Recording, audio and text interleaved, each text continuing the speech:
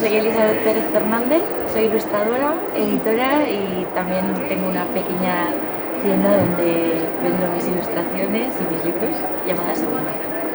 Trabajo en la Asociación de Ilustradores de Euskadi, me encargo de la parte internacional y soy directora del Encuentro Internacional Profesional de Ilustración Lúdica.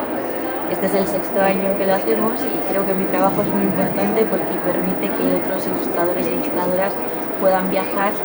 mediante el trabajo de autores y editores de 3 países invitados cada año y creamos un ambiente muy bonito dentro del Museo Artum de Vitoria-Gasteiz y todos podemos aprender de todos y salir de nuestras casas donde trabajamos tan encerrados. El trabajo como ilustradora también me parece muy importante porque me permite expresarme de una forma, pues no podría no ilustrar, creo, que nací con ello. Y hacer libros pues es una cosa que me ha gustado después de hacer muchas otras cosas, cine, escenografía,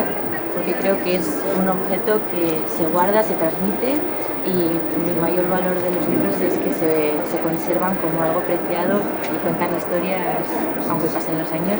y es algo que se regala entre generaciones y se conserva con cuidado.